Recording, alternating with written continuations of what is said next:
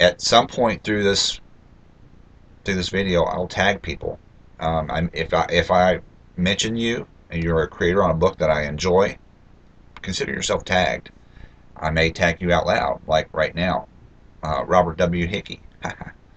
um, Bob, you're tagged. Um, so I may do that throughout the time. But if I mention your book or you're a creator or you want to do one, feel free. Feel free. Talk about the things that influenced you. The next phase of my comics that I'm thankful for would have been when I was in college. My best friend, Alan Gillespie. Alan, consider yourself tagged if you see this. Uh, we talked about the same thing. Alan and I were both comics guys. And what comics that I didn't get, Alan would. So I had a steady supply of reading material as far as comics. And we talked about comics, and I got to experience other things beyond just Marvel and the regular DC fare that I had. Um, but also in there, I started getting the Comics Buyer's Guide. Chris Galvin, consider yourself tagged. You write for the CBG. Consider yourself tagged, buddy.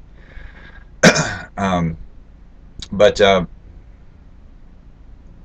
by reading about the industry and about other, we didn't have the internet, so computers, but the Comics Buyer's Guide and some of the other magazines exposed me and other people to creators in the process of creating comics. There was a magazine called Comic Scene, awesome magazine, loved that.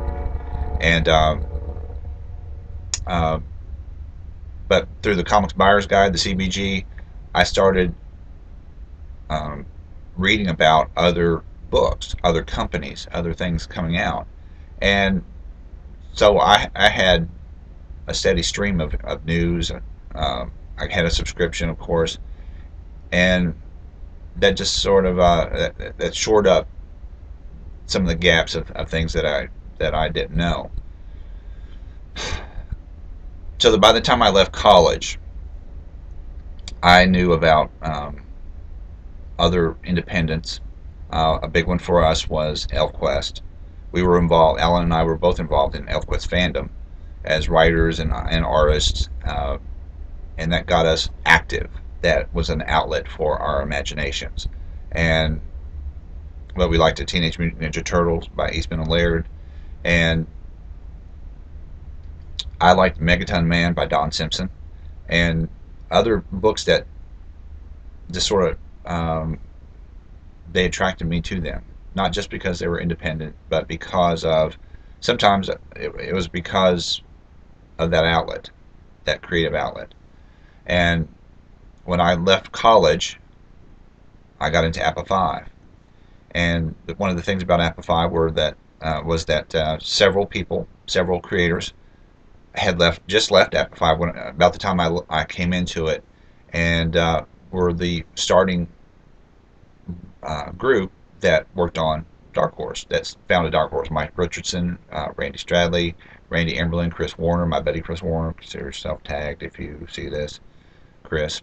Uh, Mark Badger, several people that have worked in comics since then, and continued to work in comics, knowing that APA5 had that sort of group involved, that pushed me as well. Not so much to live up to that, but to express myself and be part of that creative group. And I got more into alternative and independent comics then.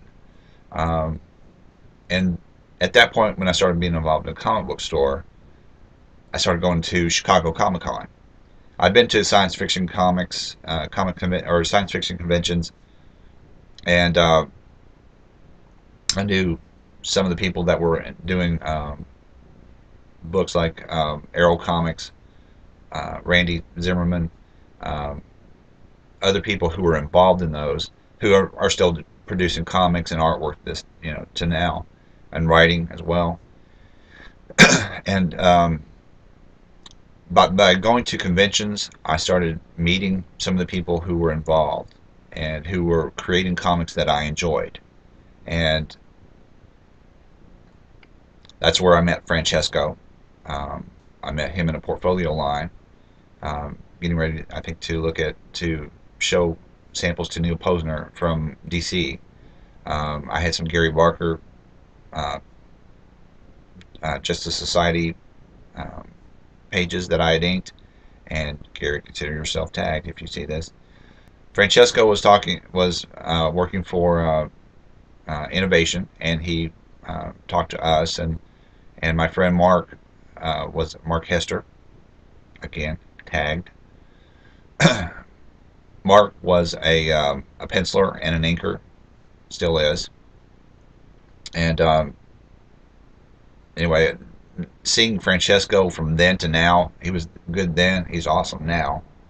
And um, some of the other people that we met, um, that exposed me even more to the creative side, because at some point it wasn't so much about reading the comics and collecting comics, or as a retailer selling comics, but it was as a creator making comics.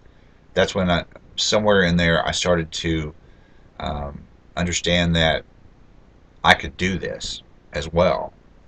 And that's where I met Willie Peppers, uh, who was working on Southern Nights, who's a great friend of mine. Tagged Willie. Um, and Willie was supportive.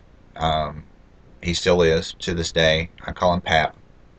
Um, it's a sort of inside joke with my inking partner, Jerry Foley, because Jerry had known him for a long time, and Willie was very good um, about pushing us, about getting us pencils to ink, or Xeroxes of his pencils, and we inked those for samples. And I still have some of those pages. Actually, had some of them posted.